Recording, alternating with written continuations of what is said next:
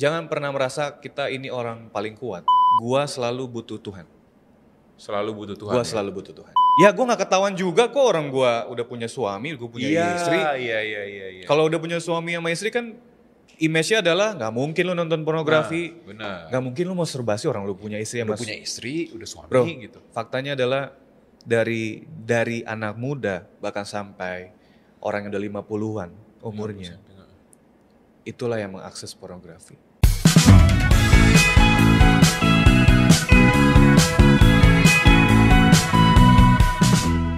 Kita bisa melakukan denormalisasi ini, membuat kebiasaan baru di mana kita sudah tidak kecanduan lagi nih dengan yang namanya pornografi. Kira-kira step by stepnya gimana tuh Pak? Ya, gue sangat-sangat happy karena gereja yang dan komunitas yang kita juga berada di dalamnya adalah komunitas yang benar-benar membimbing orang secara intens. Betul. Intentional discipleship. Dan ini yang perlu dilakukan. Sebenarnya gini, ada banyak gak sih orang yang bergumul banyak?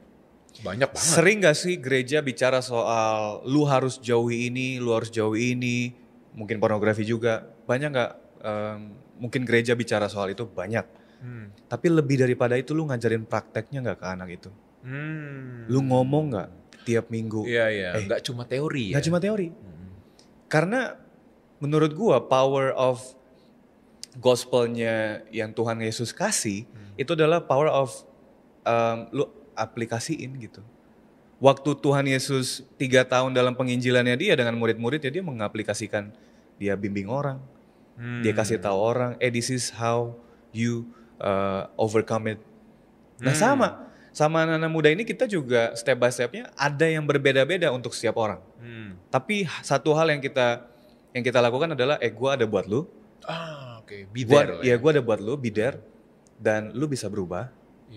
Give them hope. Jangan give them, semua orang mah udah pornografi, ya lu sama aja menormalisasiin. Betul. Gitu loh, ya kan? I'm here, you bisa berubah. Lu bisa berubah. Dan let's open.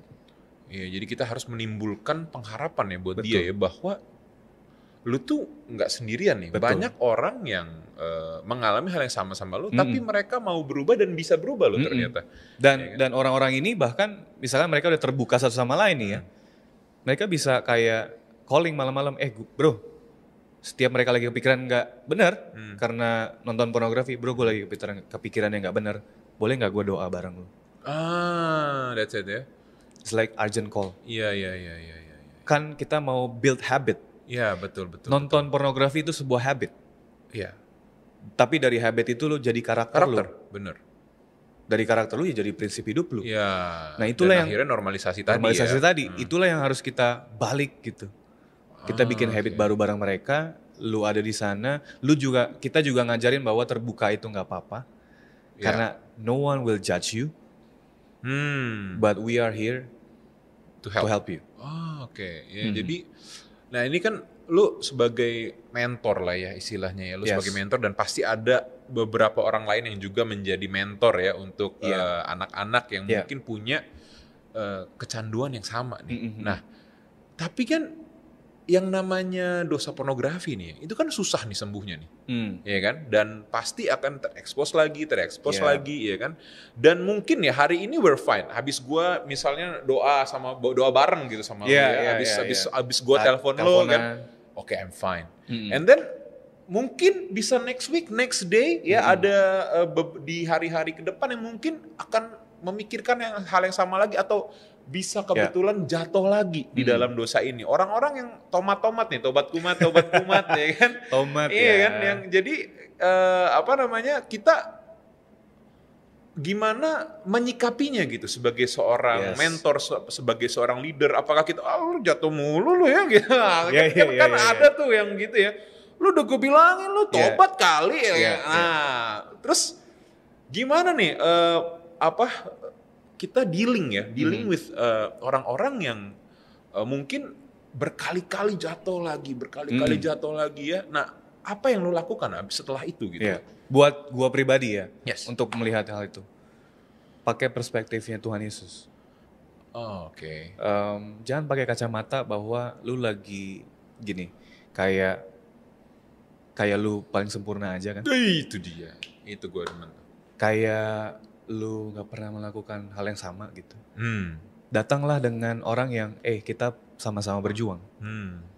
Dan banyak bro yang jatuh lagi banyak. Tapi yang kita mau pakai adalah kacamatanya firman Tuhan dan Tuhan sendiri, di mana Tuhan ngelihat ada mercy, ada grace, tapi gue juga akan bicara truth sama lu. Oke. Mercy, grace, and truth. Jangan kebenarannya lu kasih. Jangan truth dulu tapi nggak ada mercy, nggak ada grace-nya. Tapi lu nggak punya mercy dan nggak ada grace-nya. Tapi juga jangan sampai kita membuat orang bahwa ya it's fine, lu jatuh terus fine.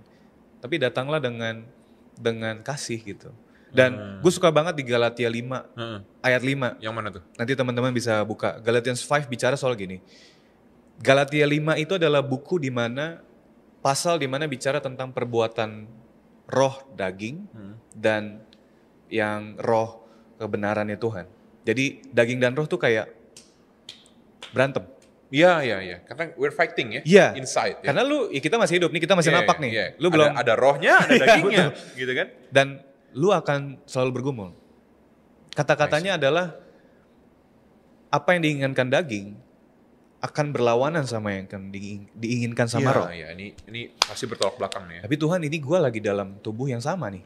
Yes. There is two spirit yang bisa bergumul gitu di dalamnya. Tapi Tuhan bilang, Galatia 5 ayat 5 bilang, live by the power of the Holy Spirit. Terus dia bilang translasi aslinya adalah, di mana lu berharap, di mana lu selalu dekat sama Tuhan, di mana lu selalu bisa aware bahwa lu berjuang gak sendiri. Artinya apa? Gue translasi gampangnya gini aja. Setiap lu kemana-mana lu bisa doa. Kayak gini deh, gue ke mall deh. Sebelum gue turun dari mobil gue akan doa, Tuhan, I know gue ini punya kelemahan di mata gue. Dan gue tahu pasti di mall nanti akan ada godaan. Pasti. We cannot control that ya. Pasti. Tapi gue pengen jalan sama Tuhan. Dan gue pengen jaga hidup gue. Iya. Gue turun dari mobil, langsung bro ada yang pakai celananya. Langsung jebret saat dong, itu juga ya. Tapi apa yang berubah? Apa yang beda? Gue aware bahwa gue harus nggak boleh ngeliat itu. That's the power of you living by the power of the Holy Spirit. Iya. Artinya bukan cuma lu, gue tahu ada roh Tuhan, ada roh kudus, tapi lu juga bisa kayak spontaneous prayer lah. Waktu ada godaan itu kayak lu bisa palingin diri lu dari hal itu dan lu berdoa lagi. Dan hal yang sama gue transfer kepada anak-anak di mana one day godaannya akan datang. Tapi just live by the power of the Spirit. Dan waktu lu jatuh, jangan takut untuk confess. Karena gue gak bakal judge lu, orang gue bukan Tuhan.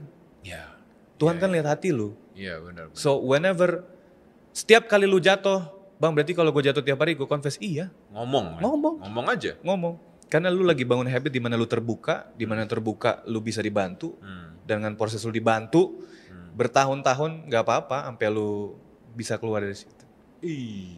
Jadi kita menjaga supaya mereka juga jangan discourage ya, kalaupun jatuh lagi gitu ya. Jangan. Jadi kita harus menanamkan semangat bahwa gue sekarang lagi berjuang loh melawan dosa, bukan yang orang yang pengen gue mau diperbudak sama dosa gitu, tapi nggak ada spirit untuk ngelawan itu gitu loh. Beda dengan sekarang, maksudnya kita lagi berjuang ya melawan dosa, begitu mungkin kita berhadapan lagi dengan dosa yang sama, kita bukan orang yang dulu lagi yang mana kita memasrahkan diri gitu ya sama dosa itu, tapi kita berusaha untuk melawan dengan apa ya, mungkin dengan ngomong sama lu gitu ya, ngomong sama mentor-mentornya kita gitu ya, dan sama-sama bener-bener sadar bahwa sekarang gue ada temen loh buat berjuang gitu ya. Beda. Dulu gue sendirian, ya kan. Sekarang gue punya support system istilahnya ya, untuk to get out of this gitu kan. Dan gue rasa mungkin hal ini akan applied untuk semua orang yang kecanduan pornografi ya, entah itu dari, mungkin ada orang loh yang dari kecil udah terekspos loh sama pornografi kan. Tadi itu. Iya kan, dari kecil mungkin bahkan dari keluarganya sendiri.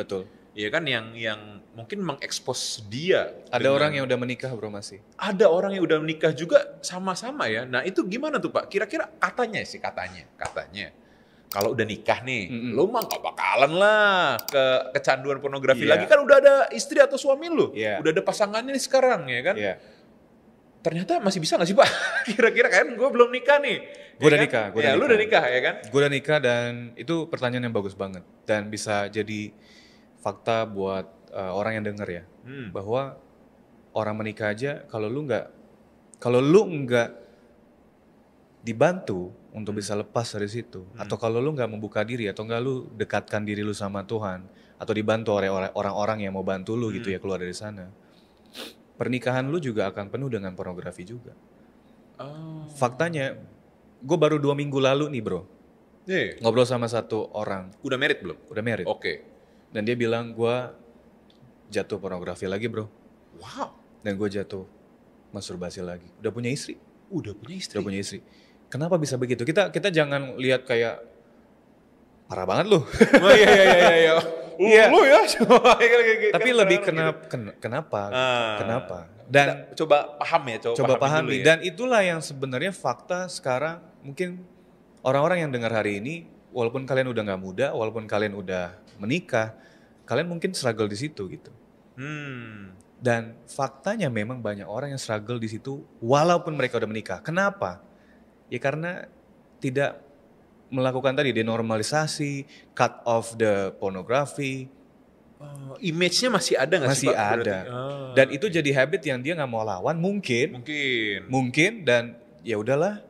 Ya gue nggak ketahuan juga kok, orang gue udah punya suami, gue punya istri. Iya. Kalau udah punya suami sama istri kan image-nya adalah nggak mungkin lu nonton pornografi. Benar. Nggak mungkin lu mau masturbasi, orang lu punya istri sama punya istri, udah suami. Bro, gitu. Faktanya adalah dari anak muda bahkan sampai orang yang udah 50-an umurnya, itulah yang mengakses pornografi. Dan masih banyak banget ya, segala usia ternyata, segala rentang usia ternyata banyak terekspos dengan pornografi. Banyak. Nah jadi kira-kira sekarang kan dunia makin aneh berarti kan? Iya nggak? Dulu mungkin ya let's say internetnya cuman untuk orang-orang kaya lah, ya kan, bukan untuk orang-orang yang dulu tuh mahal banget loh internet ya kan, apalagi zaman gue masih bocah dulu, mana ada gue dapat akses internet gitu kan. Nah sekarang kan godaannya makin banyak nih Pak, ya kan? makin ngeri lah pokoknya kan. Sekarang bahkan ya dalam genggaman tangan kita gitu kan, dari gadget sendiri udah dapet gitu kan. Jadi pertanyaan berikutnya adalah how to stay pure, how to stay in the right direction, ya kan? Nah, sementara kondisinya sekarang, this pornographic thing itu udah merambah banget dan sangat gampang sekali untuk diakses gitu. Nah, how we deal with this gitu? Gimana caranya kita tetap murni nih di tengah-tengah dunia yang seperti ini gitu? Kira-kira gimana tuh Pak? Di campus ministry sendiri kita pertama adalah ciptakan yang namanya budaya kalau lu terbuka, lu nggak akan dijudge. Yang balik lagi ke tadi. Budaya cerita ya. Budaya cerita. Gua ngajar di anak-anak SMP pun, gua ajarkan hal yang sama. Budayakan lu cerita. Sir, gua abis dikasih lihat ini nih sama teman gue, cerita. And I'll explain to you itu apa. Jadi dari kecil bisa ada budaya di mana lu bisa terbuka dengan hal-hal yang mungkin lu kira tabu, tapi kalau lu keep sendiri malah itu mengkonsumsi pikiran lu gitu. Malah jadi toksik. Jadi toksik. Dan kita nih harus jadi agen-agen di mana kita bisa orang terbuka sama kita tanpa kita judge mereka. Bayangin kalau banyak orang yang bisa terbuka akan masalahnya. Kemarin aja, ini baru kemarin. Kemarin gue ngajar di SLI, terus gue bilang sama mereka, coba kalian tutup mata kalian. Sekarang untuk kalian yang punya cerita, dimana kalian gak bisa ceritain kepada siapapun, atau burden, atau struggle, atau secret. Tapi kalian mau ceritain karena kalian terlalu malu, tapi kalian mau, raise your hand. Kira-kira berapa banyak yang Semua raise orang. hand? Semuanya raising their hands. Jadi apa artinya? Artinya adalah banyak orang yang butuh tempat di mana mereka tuh bisa cerita apa adanya, Oke. diterima, Iya. dan dibantu. Iya. That's why komunitas itu penting banget. Komunitas tuh bukan bicara tentang keren-kerenan, bro. Betul. Gimana Bukan. komunitas gereja ini, Iya. gereja kita, di mana lu bisa berada di tempat di mana ini terang. Terang berarti nggak ada yang ngejudge lu. Iya. Gua sharing tentang dosa ke lu nggak apa-apa. Pendeta sharing dosa ke orang yang bukan pendeta, iya bro. Emang kenapa? Iya. Alkitab nggak pernah bicara tentang Pendeta atau bukan pendeta atau bukan pendeta. Alkitab bicara tentang lu orang yang percaya Tuhan dan ikut Tuhan atau bukan. Kalau kita sesama orang yang cinta Tuhan, itu akan sangat beda. That's why kita harus berada di dalam komunitas yang bisa membantu kita. Iya. Sendirian nggak bakal bisa. Support sistemnya ya mesti. Support sistemnya. Iya benar. Karena tingkat acceptance orang terkait pornografi ini sebenarnya kalau di luar sana ya Pak ya, orang kayak kita ngobrol gitu. Mungkin lo diterima, tapi responnya pasti beda. Responnya adalah mungkin yang di sana, wah ini lo bro, gue punya yang lebih bagus lagi nih bro, gitu kan. Kadang-kadang kan tapi gue lebih baik nih punya gue gitu. Malah ya mungkin diterima, tapi diterima seperti apa? Betul. Gitu kan? Apakah diterimanya untuk supaya lu nggak boleh gitu. Iya. Gue tahu caranya supaya lu bisa keluar dari situ. Yes. Atau malah menjerumuskan, makin ada orang yang nerima tapi makin dijerumusin. Normalisasi. Nah, itu dia tadi. Nah, jadi komunitas yang sehat ya sebenarnya. Sehat. Bukan yang bukan cuma anak tongkrongan doang dong berarti. Betul. Bukan cuma lu lu diterima sih di tongkrongan lu, tapi apakah tongkrongan lu ngajarin lu untuk ke arah yang benar? Nah, itu yang mungkin yang harus orang tahu gitu ya. Semua orang harus punya nih. Kalau enggak, kalau lu sendirian ya, buat apa lu punya tongkrongan tapi enggak sehat? Akhirnya lu mati sendiri, ya kan? Lebih baik lu punya tongkrongan yang benar, ya kan? Dan lingkungan yang suportif ya untuk perubahan lu ke arah yang lebih baik gitu ya. Nah, ini keren banget ya. Jadi ini final advice lah Pak. Ya, jadi mungkin buat orang-orang yang mau coba-coba lagi nih, udah lama tobat ya kan, mau coba pornografi lagi ya kan, mau balik lagi. Terus punya ternyata nih, atau ya ini orang udah tobat nih, tapi mungkin dia pindah ke lingkungan baru, entah dia pindah kantor atau akhirnya mungkin dia baru pindah sekolah, mungkin baru naik dari SMP atau mungkin ke SMA habis itu, atau mungkin dia pindah ke lingkungan baru lah. Dan di lingkungan yang baru dia dia punya ternyata komunitas atau tongkrongan yang ya balik-balik lagi, yang parah lagi gitu. Gimana cara nolaknya? Dan paling penting adalah gimana lu untuk tetap welcome sama mereka. Cuman kadang-kadang orang ada loh yang saking nggak mau ditolaknya, anti banget ya. Nah ya kayak aduh sorry, gitu kan kayak gue males sama lo. Pakai APD tulisannya anti pornografi. Iya gitu kan. Jadi tapi gimana sih cara untuk kita gue nggak mau deh mau masuk ke situ lagi. Nah gimana kita nolak orang-orang yang mungkin mau ngedrag kita lagi, ya kan? Tapi dengan cara yang elegan, klasik gitu ya. Coba gimana tuh, Pak? Jesus always sit with the sinner. Duduk dia sama pendosa. Tapi dia nggak pernah melakukan dosa bersama pendosa. Keren. Ya itu ya. Jadi. Tapi kenapa dia bisa duduk? Kenapa bisa duduk? Dan kenapa orang-orang bisa ngikut dia? Bisa influence orang itu. Influence-nya bisa ke yang ini gitu. Karena cara pendekatannya. Makanya tadi bener banget apa yang lu bilang. Gimana caranya untuk bisa kalau ada orang ada di dalam gerombolan gitu ya, atau pertemanan yang tidak sehat tentang pornografi, ya lu tetap temenan sama dia. Tapi you know your value. Lu tahu value diri lu. Waktu orang ngomongin pornografi, Jangan jadi seorang ahli Farisi yang bicara ayat Alkitab langsung. Iya. Tapi jadilah pendengar di mana bisa tanya, mungkin kalau udah gerombolannya tinggal beberapa orang, kalau lu terekspos pornografi kapan sih? Misalnya lagi ngomongin, ini film bagus nih, yang ini bagus nih. Lu dari kapan lu nonton itu? Iya.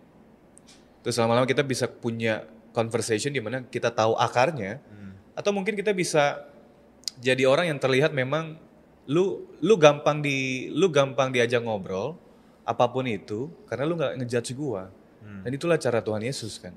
Iya benar. Dia duduk sama pendosa-pendosa Ada itu. grace sama mercy.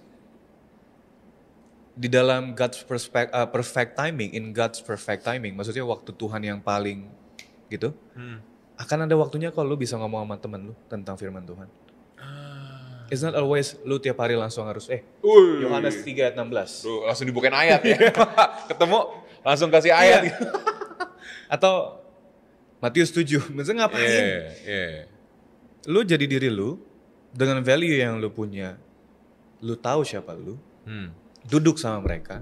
Jadilah orang yang waktu ada kesempatan itu lu ngomong firman Tuhan. Lu adalah orang pertama yang ngomong ke mereka. Iya, tapi lu penuh dengan acceptance di mana lu nggak ngejudge orang itu. Iya, lu accept tapi juga accept orang itu gitu ya. Jadi kita punya ekspektasi gitu ya. Jadi accept and expect gitu ya. Yes, jangan expect. Jangan kita tapi nggak nerima dia. Betul. Gitu kan. Tapi kita harus bener-bener sama-sama mau nolongin ya orang itu. Nah, kira-kira ini terakhir nih Pak, tips untuk orang-orang yang pengen keluar dari pornografi dan tips untuk orang yang sudah berhasil nih. Ya kan ada orang yang pengen keluar, ada orang yang sudah berhasil keluar. Gimana caranya supaya nggak masuk lagi? Nah, silakan Pak. Mungkin untuk yang lagi bergumul dulu. Yang lagi bergumul gimana nih? Satu adalah Tuhan nggak pernah lihat diri lu dari besar kecilnya kesalahan yang lu buat. Tuhan punya value sendiri kepada lu gitu. Yaitu adalah semua kita ini berharga. That's why Tuhan sayang, Tuhan mau kita ada di dalam firman Tuhan, melakukan firman Tuhan. Terlepas dari seberapa parah dosa lu, seberapa parah lu jatuh, atau seberapa sering gitu ya, ada lo komunitas yang mau dengerin lu. Penting tuh. Ada lo yang mau dengerin lu dan bukan cuma dengerin lu tapi mau bantu lu. Dan itulah kesempatan di mana kita masih ada. Gak pernah ada kata terlambat sih sebenarnya.